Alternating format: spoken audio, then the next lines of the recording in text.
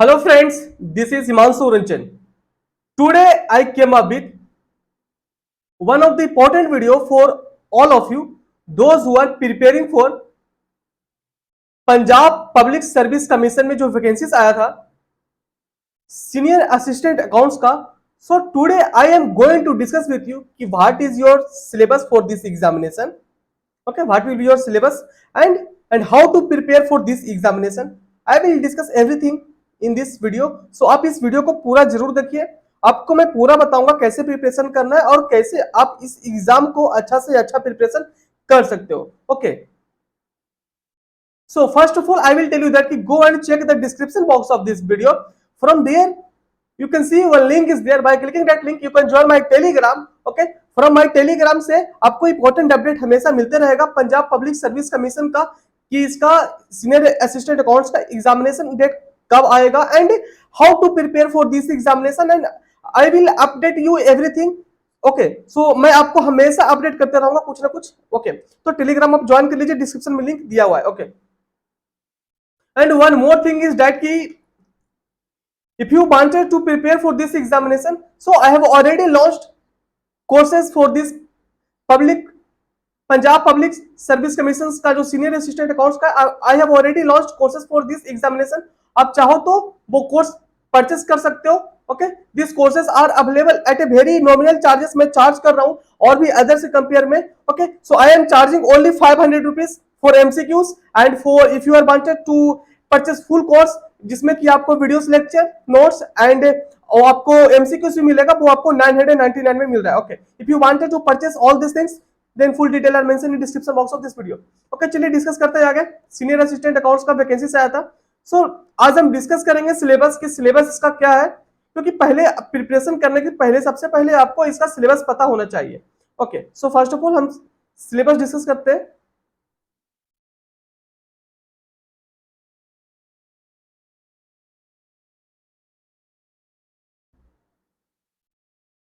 यहाँ पे देखिए इसका सिलेबस दिया हुआ है.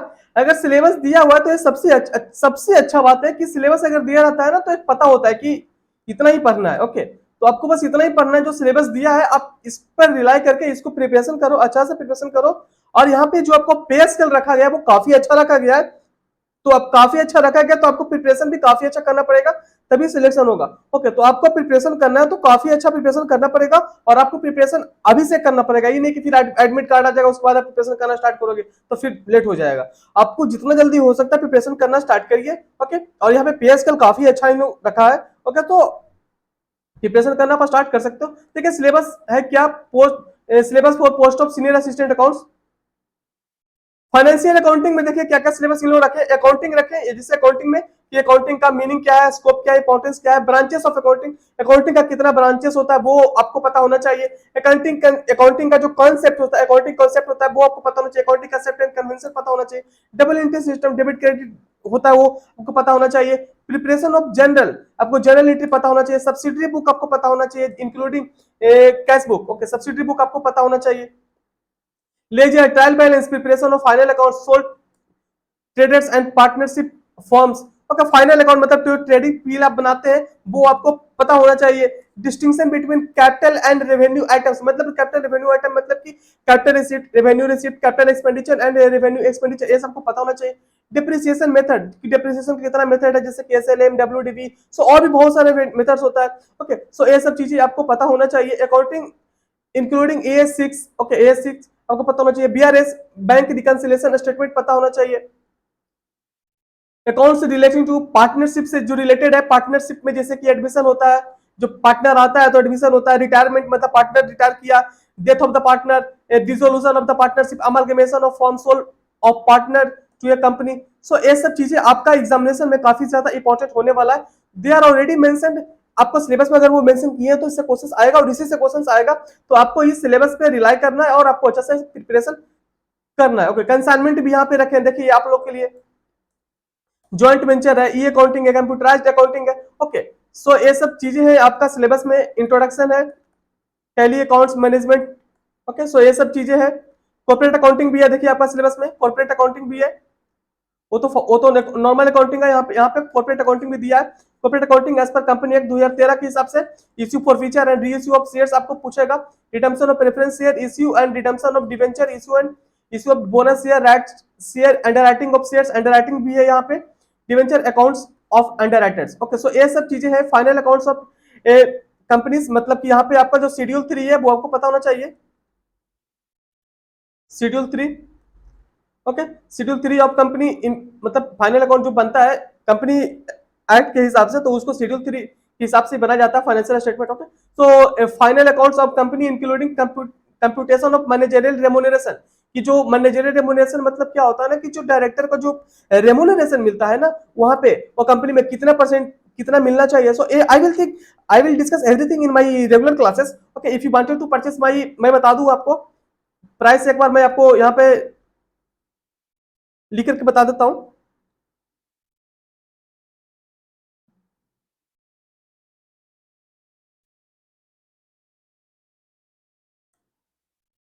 अगर आप सिर्फ एमसीक्यूज परचेस करना चाहते हो तो वो मात्र 500 में मिल रहा है।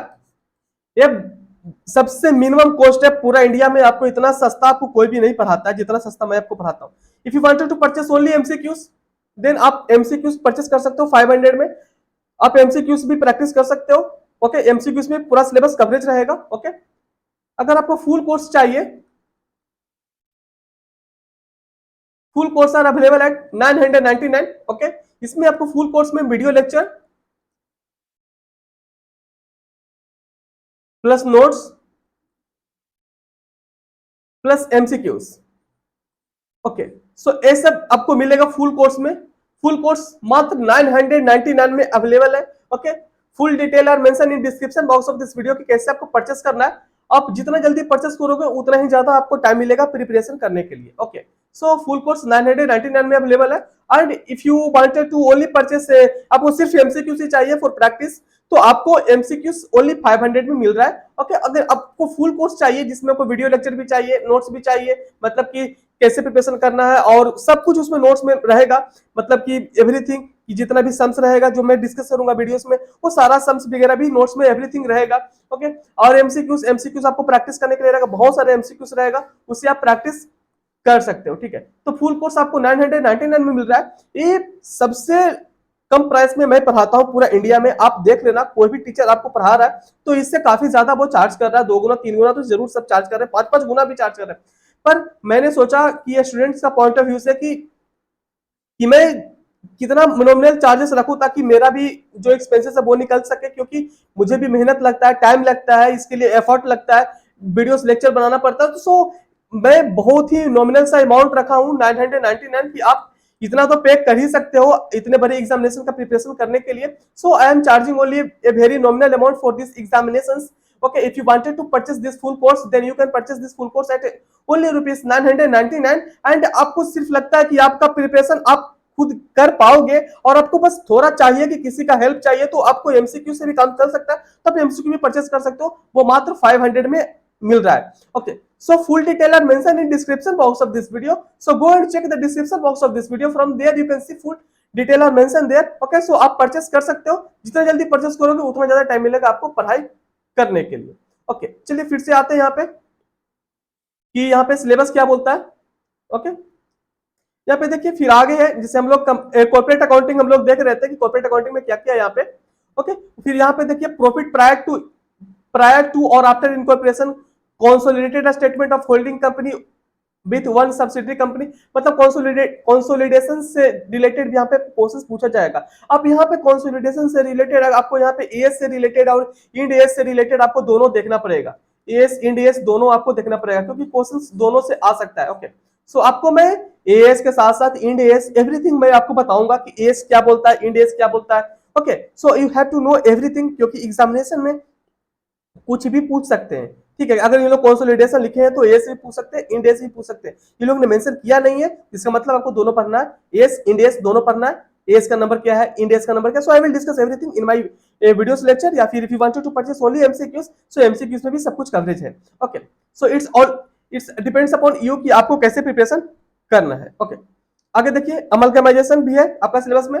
Absorption, merger and reconstruction, accounting for amalgamation of company as per, देखिए बता रहा हूँ यहाँ पे इंडियन अकाउंटिंग स्टैंडर्ड लिख भी दिया है इन लोग, Indian accounting standard, so Ind AS are applicable. So आपको ध्यान में रखना पड़ेगा कि एएस भी पढ़ना है, इंडियस भी पढ़ना है, ठीक है। अकाउंटिंग फॉर इंटरनल रिकंस्ट्रक्शन ही पूछ रहे हैं और लिक्विडेशन अकाउंट्स भी यहाँ पे पूछा जा रहा है आपका एग्जामिनेशन में। Okay, so this topics are very much important for your examination point of view. Okay, so आपको प्रिपरेशन करना है तो आप मेरा फुल कोर्स भी परचेस कर सकते हो, और नहीं तो फिर आप एमसीक्यू से भी काम चला सकते हो। It's only depends upon you कि आपका प्रिपरेशन लेवल कैसा है और आपको कितना प्रिपरेशन करना है, ये तो आपसे बेहतर कौन जान सकता है, ठीक है। चलिए आगे सिलेबस में मैनेजमेंट अकाउंटिंग, मैनेजमेंट अकाउंटिंग में क्या क्या पूछेंगे ये लोग, मैनेजमेंट अकाउंटिंग में पूछेंगे ये लोग डेफिनेशन, मैनेजमेंट का डेफिनेशन क्या, मैनेजमेंट अकाउंटिंग डेफिनेशन क्या बोलता है, nature, objective, scope, functions of management accounting, management accounting and financial accounting and management cost accounting, मतलब ये सब क्या होता है, मीनिंग कॉस्ट अकाउंटिंग क्या होता है, फाइनेंशियल अकाउंटिंग क्या होता है, मैनेजमेंट अकाउंटिंग क्या होता है, ये सबको पता होना चाहिए। Role of management accounting, management accounting का रोल क्या है डिसीजन मेकिंग में, तो ये सबको पता होना चाहिए। Management accounting tool, advantage, limitation of management accounting, तो ये सब चीजें आपका पूछा जाएगा। ये थ्योरेटिकल पोर्शन है। ओके, तो ये सब चीजें का मैं नोट्स आपको प्रोवाइड करूंगा, ये सब नोट्स से भी आप कवर अप कर सकते हो, ठीक है। फाइनेंशियल स्टेटमेंट, देखिए फाइनेंशियल स्टेटमेंट जिसमें आपको पूछेगा concept, nature, objective of financial statement, जिसमें कि आपको फाइनेंशियल स्टेटमेंट आपको पता होना चाहिए कि जिससे कि फाइनेंशियल स्टेटमेंट के अंदर क्या आता है, पीएल आता है, बैलेंस शीट आता है, कैश फ्लो आता है और नोट्स टू अकाउंट्स आता है। ओके, नोट्स टू अकाउंट्स, सो ये सब चीजें फाइनेंशियल स्टेटमेंट के अंदर आता है। उसमें आपको पता होना चाहिए limitation of financial statement, analysis, interpretation of financial statement, financial statement को आपको इंटरप्रेट करने आना चाहिए कि पीएल में कुछ आइटम दिया है, बैलेंस शीट में कुछ आइटम दिया, कुछ कैश फ्लो में दिया, तो मतलब क्या होता है, तो ये सब आपको पता होना चाहिए। अगर आपको डीपली नॉलेज रहेगा तभी आप एमसीक्यूज भी टिक कर पाओगे। ओके, सो टेक्निक ऑफ, फिर आगे technique of financial statement analysis, comparative statements, common size statements, trend analysis, यहाँ पे एक और इंपॉर्टेंट है रेशियो एनालिसिस। रेशियो एनालिसिस तो डेफिनेटली आपके एग्जामिनेशन में अच्छा खासा क्वेश्चन यहाँ से पूछा जाएगा। ओके, सो जैसा देखा गया कि रेशियो एनालिसिस से क्वेश्चन काफी ज्यादा पूछा जाता है। ओके, देखिए मैं इतना आपको क्यों बता रहा हूँ, कैसे बता बता पा रहा हूँ, मैं बता रहा हूँ क्योंकि मैंने सिलेक्शन लिया है पीएसयू में, सो आई हैव नो कि पेपर कैसा आता है। ओके, सो मैंने सिलेक्शन लिया है पीएसयू में, तो मुझे अच्छी तरीके से पता है कि पीएसयू एग्जामिनेशन या फिर गवर्नमेंट एग्जामिनेशन को कैसे एग्जामिनेशन को करेक्ट किया जा सकता है और कैसे इसमें सिलेक्शन लिया जा सकता है। ओके, सो आप को बेहतर प्रिपरेशन करना है तो आपको सही गाइडेंस भी चाहिए। ओके, तो सही गाइडेंस तो मैं आपको प्रोवाइड करूंगा कि कैसे पढ़ाई करना, क्या करना है, कैसे करना है। ओके, सो बस प्रिपरेशन आपको भी करना है कि आपको पढ़ना कैसे है, तो आपको भी पढ़ाई करना स्टार्ट करना पड़ेगा। देखिए जितना ईयरली आप स्टार्ट करिएगा उतना जल्दी आप सिलेबस को कवर अप कर पाइएगा और उतना ही जल्दी आप रिवीजन भी कर पाओगे। ओके, सो आप लास्ट का वेट मत करो कि जब एडमिट कार्ड आएगा तो पढ़ाई करेंगे, तो काफी लेट हो जाएगा क्योंकि most of the candidate already start कर दिए पढ़ाई करना। Okay, so and I have received very many messages कि इसका भी आप कोर्स स्टार्ट करिए, पढ़ाना स्टार्ट करिए, क्योंकि बहुत सारे स्टूडेंट्स का मुझे आया मैसेज, कॉल आया कि तो मैं इसका भी सोचा कि चलो इसका भी स्टार्ट करता हूँ। ओके, सो आपको अगर कोर्स चाहिए तो फुल डिटेल मेंशन है, जितना जल्दी हो सकता कवर अप करिए। यहाँ पे कंपटीशन देखा जाए तो उतना नहीं है, पर पैकेज यहाँ पे काफी अच्छा आपको मिल रहा है, इतना अच्छा पैकेज आपको शायद ही कहीं पे मिलता होगा। ठीक है, तो आपको इस अपॉर्चुनिटीज का काफी फायदा उठाना है और सिलेबस को कवर अप करना है और प्रिपरेशन स्टार्ट करना होगा आपको। ठीक है, तभी आपका सिलेक्शन यहाँ पे हो सकता है। ठीक है, तो प्रिपरेशन अच्छा करने के लिए आप मेरा एमसीक्यूज भी परचेस कर सकते हो, वो मात्र 500 में अवेलेबल है, और फुल कोर्स चाहिए तो वो आपको मात्र 999 में अवेलेबल है। वो सबसे मिनिमम कॉस्ट में चार्ज कर रहा हूँ पूरा इंडिया में, इससे मिनिमम आपको कोई नहीं चार्ज कर रहा है, मैं बहुत ही नॉमिनल सा अमाउंट आपसे ले रहा हूँ। ठीक है, चलिए आगे देखते हैं रेशियो एनालिसिस में, जैसे कि आपको पता होना चाहिए रेशियो एनालिसिस का मीनिंग एंड सिग्निफिकेंस क्या है। ठीक है, क्लासिफिकेशन, इंटरप्रिटेशन, जैसे रेशियो एनालिसिस के अंदर बहुत सारे रेशियोज होता है, तो वो सब रेशियोज आपको पता होना चाहिए। ठीक है, जैसे कि liquidity ratio, turnover ratio, stock turnover ratio, तो बहुत सारे turnover ratio, fixed asset turnover, बहुत सारे रेशियोज होता है। ओके, सो सॉल्वेंसी रेशियो पता होना चाहिए, प्रॉफिटेबिलिटी रेशियो होना पता होना चाहिए, advantage and limitation of accounting ratio पता होना चाहिए, फंड फ्लो एनालिसिस, इसमें आपको फंड फ्लो, एक फंड फ्लो स्टेटमेंट बनता है तो आपको पता होना चाहिए, कंसेप्ट ऑफ फंड्स, जिससे कि सोर्सेस ऑफ फंड होता है और सोर्सेस ऑफ फंड होता है और एप्लीकेशन ऑफ फंड होता है। Okay, sources and uses of fund, मतलब एक सोर्सेस ऑफ फंड बनता है, एप्लीकेशन ऑफ फंड बनता है। ठीक है, वो फंड फ्लो स्टेटमेंट के अंदर आता है। Managerial and use of fund, okay, so ये सब फंड फ्लो स्टेटमेंट के अंदर आता है। अब एक कैश फ्लो है, कैश फ्लो एनालिसिस, मतलब कि cash flow statement, cash flow statement भी बहुत ही ज्यादा इंपॉर्टेंट है, इससे तो क्वेश्चन आपका आएगा ही। देखिए यहाँ पे आपको इंड एस 3 के हिसाब से बोला है। ठीक है, तो एस इंड एस के हिसाब से मैं दोनों तरीका से आपको मैं पढ़ाऊंगा। ठीक है, आगे देखिए कॉस्ट अकाउंटिंग है।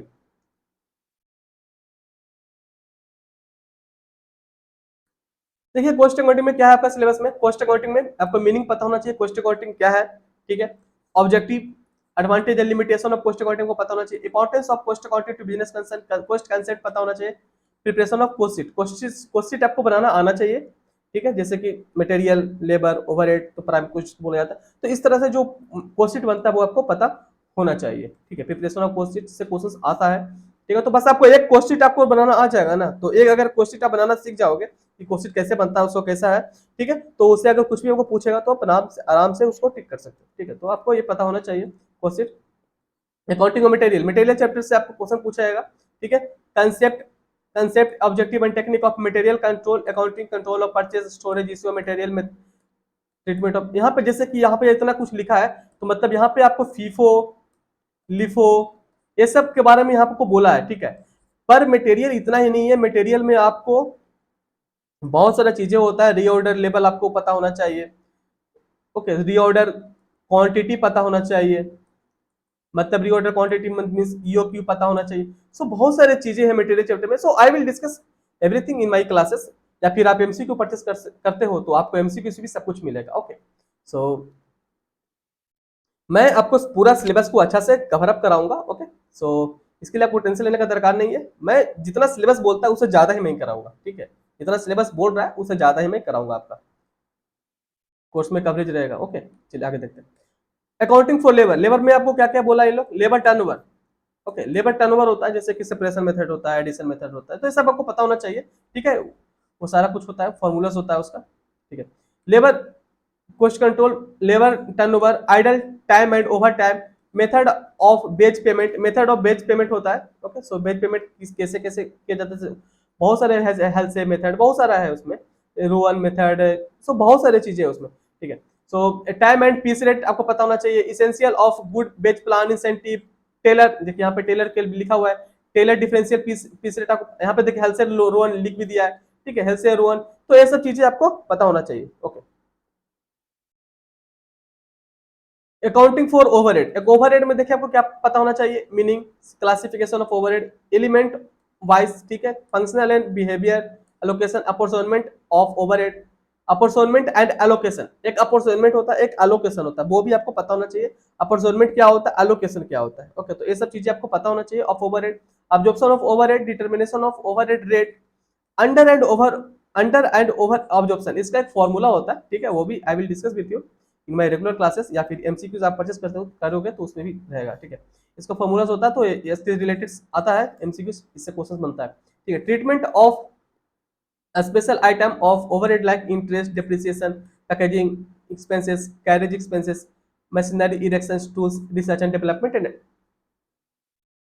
एडवर्टीजमेंट, ठीक है। आगे देखिए सीवीपी एनालिसिस, सीवीपी एनालिसिस में क्या है, इसमें लिखा है introduction, assumption, break even analysis, break even point, margin of safety, ठीक है। तो मार्जिन ऑफ सेफ्टी फिर बोलता है maintaining a desired level of profit, graphical presentation, CVP analysis. ये इसमें आपको पीवी रेशियो पूछेगा, पीवी रेशियो पूछेगा, यहाँ पे मार्जिन सेफ्टी तो बोल ही दिया, ठीक है। मार्जिन ऑफ सेफ्टी तो बोल ही दिया, PV ratio, margin of safety, break even point, break even point, okay. तो ये सब चीजें आपको यहाँ पे पूछा जाएगा, ठीक है, ये सिलेबस यही बोल रहा है, so I will discuss with you everything and मेरा एमसीक्यूज में या फिर मेरा फुल जो कोर्स है उसमें सब कुछ अवेलेबल रहेगा, okay. So don't worry about all this things, I will cover whole syllabus, okay. So यहाँ पे देखिए मार्जिनल कॉस्टिंग में क्या बोल रहा है सिलेबस में, marginal costing and management decision, marginal costing versus absorption costing, आपको पता होना चाहिए कि मार्जिनल कॉस्टिंग और ऑब्जॉर्प्शन कॉस्टिंग में डिफरेंस क्या है, ठीक है। Marginal costing as a tool for decision making, marginal costing technique, marginal cost, product costing, मतलब product pricing, product pricing, change of product mix, make और बाय डिसीजन, कि कुछ किसी भी प्रोडक्ट को आपको परचेस करना है कि खुद बनाना है, ठीक है। मेक और बाय डिसीजन आपको करना है, ठीक है। Exploring a new market, set down decisions, budgeting for profit planning, ठीक है, अलग चैप्टर है, बजटिंग अलग चैप्टर है, मार्जिनल कॉस्टिंग अलग चैप्टर है, ठीक है। Budgeting for profit planning and control, meaning of budget पता होना चाहिए, बजटरी कंट्रोल पता होना चाहिए कि बजटरी कंट्रोल होता क्या है, ठीक है। बजट होता ही है, ठीक है, बजट तो नॉर्मली सबको पता है, पर बजटरी कंट्रोल क्या होता है ये भी आपको पता होना चाहिए। Objective and merit and limitation, types of budget, budget कितने तरह का होता है, बजट बहुत तरीके का होता है, ठीक है, तो आपको पता होना चाहिए। सेल्स बजट, फीस बजट, बहुत सारे का बजट होता है। प्रिपरेशन ऑफ फंक्शनल बजट पता होना चाहिए, जिससे बोला आपकी फिक्स्ड एंड फ्लेक्सिबल बजट, बहुत सारा बजट होता है। जीरो बेस्ड बजटिंग क्या होता है, परफॉर्मेंस बजटिंग, ये सब का मैं आपको नोट्स प्रोवाइड करूंगा। ये सब आपका थ्योरेटिकल पोर्शन है, क्वेश्चन इससे बहुत ही ज्यादा पूछा जाता है, ठीक है। यहाँ पे देखिए स्टैंडर्ड क्वेश्चन में क्या है, स्टैंडर्ड एंड वेरिएंस एनालिसिस में meaning of standard and standard costing, advantage application, variance analysis, material labour and overhead variance, इतना ही तक आपको बोला है। Material labour and overhead variance तक ही आपको बोला है स्टैंडर्ड कॉस्टिंग में पढ़ने के लिए। Okay, so I will provide, मेरा जो क्लासेस रहेगा उसमें आपको financial accounting, management accounting, cost accounting, ये जो पूरा सिलेबस है मैं आपको पूरा सिलेबस कराऊंगा। ओके, और यहाँ पे देखिए इसका वेटेज कितना दिया है,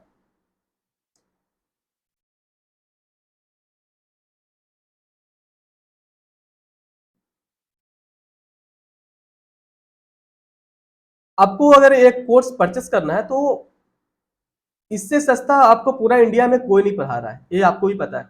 तो अगर सिर्फ एमसीक्यू चाहिए तो आपको मात्र 500 में मिल रहा है, और आपको फुल कोर्स चाहिए जिसमें कि आपको पूरा क्लासेस के साथ, नोट्स के साथ, एमसीक्यू सब कुछ मिले, तो वो आपको मात्र 999 में मिल रहा है। तो फुल डिटेल आपको डिस्क्रिप्शन में दिया हुआ है, कॉन्टैक्ट नंबर भी दिया हुआ है कि आप कॉन्टैक्ट कभी कर सकते हो कि अगर कुछ प्रॉब्लम है तो, और मेरा टेलीग्राम ज्वाइन कर सकते हो, डिस्क्रिप्शन में दिया हुआ, तो वहां पे भी आप पूछ सकते हो, ठीक है।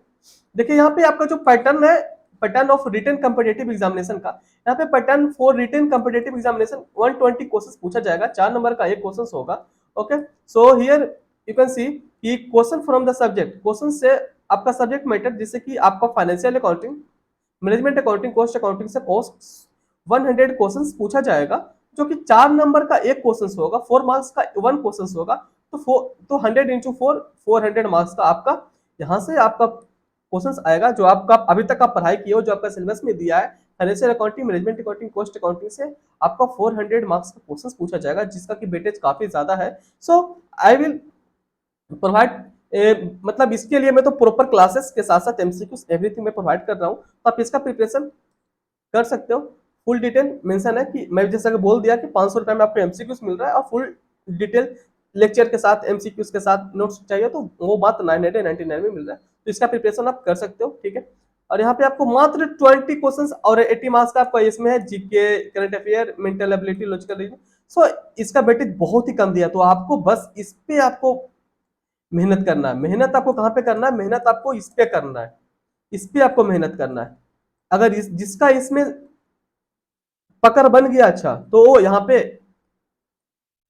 सिलेक्शन ले सकता है, तो आपको मेहनत इस पे करना है, क्योंकि यहाँ पे देखिए वेटेज काफी ज्यादा है, कहाँ 400 नंबर है, 400 नंबर आपको यहाँ पे मिल रहा है, तो आपको इस पे बेहतर प्रिपरेशन करना है। तो इसका बेहतर अगर आपको प्रिपरेशन करना है तो डिस्क्रिप्शन में जाइए, इस वीडियो का फुल डिटेल दिया हुआ है कैसे परचेस करना है। Okay, so I hope so कि this video is very helpful for all of you. अगर ये वीडियो अगर आप लोग के लिए हेल्पफुल लगा होगा तो वीडियो को लाइक करिएगा। ओके, वीडियो को जरूर लाइक करिएगा, and please share this video to every group, क्योंकि बहुत सारे लोग अवेयर नहीं है कि इस एग्जामिनेशन का प्रिपरेशन मात्र 500 रुपया में और 999 रुपीज में भी किया जा सकता है। तो please share this video to every group, so that की people are aware about all this things. यहाँ पे 30 पोस्ट है, देखिए सीनियर असिस्टेंट अकाउंट्स का, तो इतने अच्छा अपॉर्चुनिटीज आपको मिला है, तो इस अपॉर्चुनिटीज को आप फायदा उठाइए और बेहतर से बेहतर प्रिपरेशन करिए। ओके, बेहतर से बेहतर प्रिपरेशन करिए। Okay, so I hope so this video is helpful for you all of you. तो इस वीडियो को हर एक ग्रुप में शेयर करिए ताकि लोग अवेयर हो सके और इस अपॉर्चुनिटीज का फायदा उठा सके, ठीक है। तो वीडियो अच्छा लगा तो वीडियो को जरूर लाइक करिएगा, शेयर तो जरूर करिएगा, and please subscribe this YouTube channel. इस यूट्यूब चैनल से आपको हमेशा important update and how to prepare और कैसे कैसे हर एक पेपर को करने, हर एक कंसेप्ट कैसे करना है, so I will discuss everything. मैं आपके लिए हमेशा यूट्यूब पे भी रेगुलर कुछ ना कुछ इंपॉर्टेंट वीडियोस भी लेकर आते रहूंगा। ओके, सो वीडियो अच्छा लगा तो वीडियो को लाइक करिएगा, शेयर करिएगा, most important please subscribe my channel. Thank you.